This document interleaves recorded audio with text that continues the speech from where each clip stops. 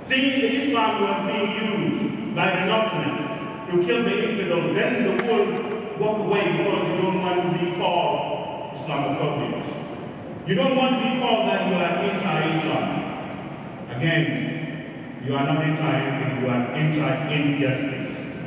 My fellow human being, some of us as victims, when we talk to you, we're speaking from the pain that we have. When we talk about slavery, as we know, for any one of you to know about the slavery, you have to go and read a book. But for me, I know every single thing of it. I know when I used to be in a position where I cannot walk even 100 yards without permission. I know when I used to be in a position where anybody can decide to do whatever that he or she wants to abuse me, and I cannot say no to it. Here, the question to us and to all of you, to us as fellow human beings, the name of Isaiah has been mentioned before by my class. When I did the first Sudan Freedom Walk, there is a little boy from the state of New Jersey. He came with her mom and they walked for the whole day. And then the media became interested for this little boy who walking the whole day without getting tired.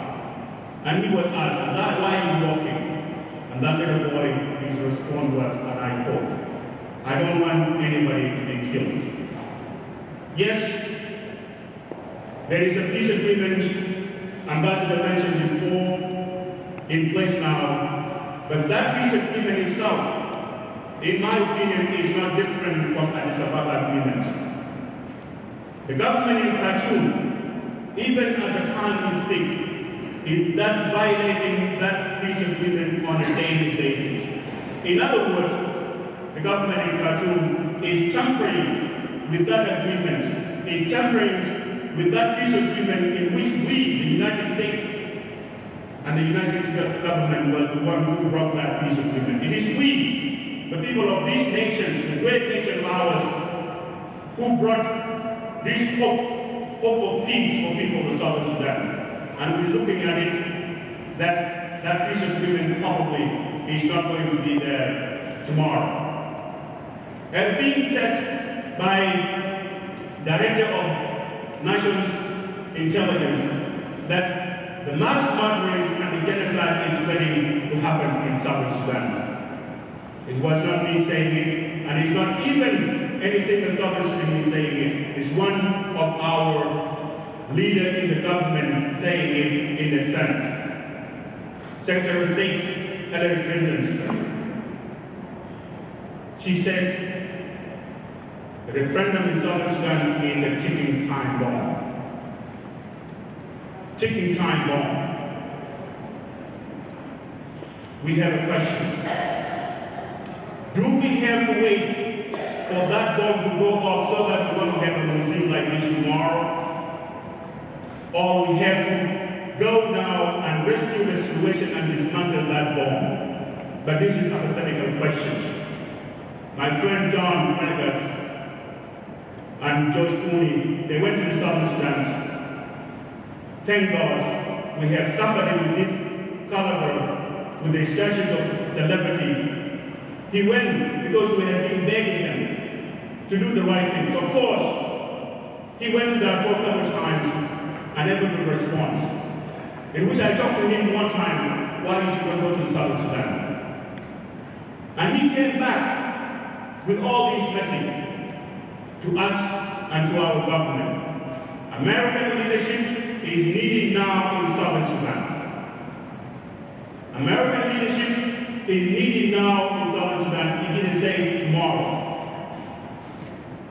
And he went on to describe, if we will not act now, the catastrophe is waiting to come. My fellow human being, what happened to our promise? What happened to never again? I hope, and I thought that was supposed to be a promise that we have given ourselves. And again, it's again. After we said it years and years back, after we realized that if somebody would have done something, we would have even saved one life out of 6 million that being slaughtered by the evil Hitler. But again, she's against in Southern Sudan, 4 million perished. Again, she's against in Congo, probably. And again, she's against in Rwanda. And again, she's against in Darfur, Western Sudan.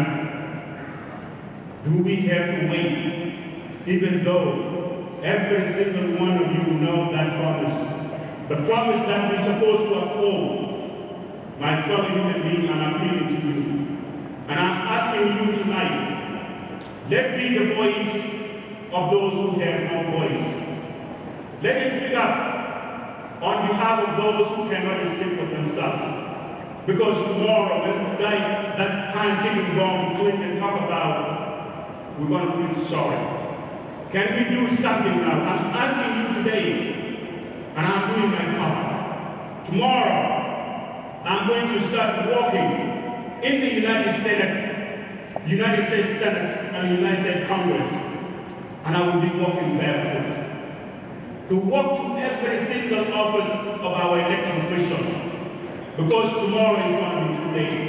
I don't want anybody tomorrow to say, like what late Senator from Illinois, Paul Simon, after Rwanda, he said, and I quote, if anybody would have come and told us, we would have acted. If anybody would have told us there is something waiting to happen, we would have done something. He blamed you by them taking the blame. But let's go to them and ask President Obama, let's rescue the situation in Southern Sudan. Let's go and dismantle time bomb that your Secretary of State talking about. It will take the leadership of America to bring the solution to the wars. And we all know it will take American leadership, and it will take American leadership in Southern Sudan, as being mentioned. And I'm asking you, let's do your part. Because all we know, as a free man now, speaking to the free people in the free nations, I become to realize that it will take somebody who is free to free somebody who is not free. And thank you very much. And thank you very much.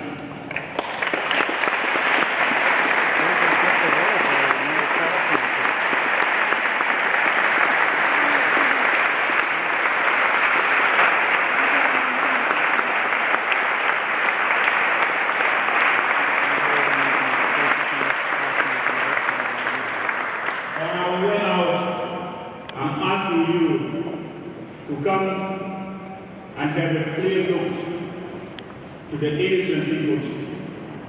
Their pictures, they will tell you. Probably you may not be able to meet them tomorrow when the ticking time bomb goes off. Thank you.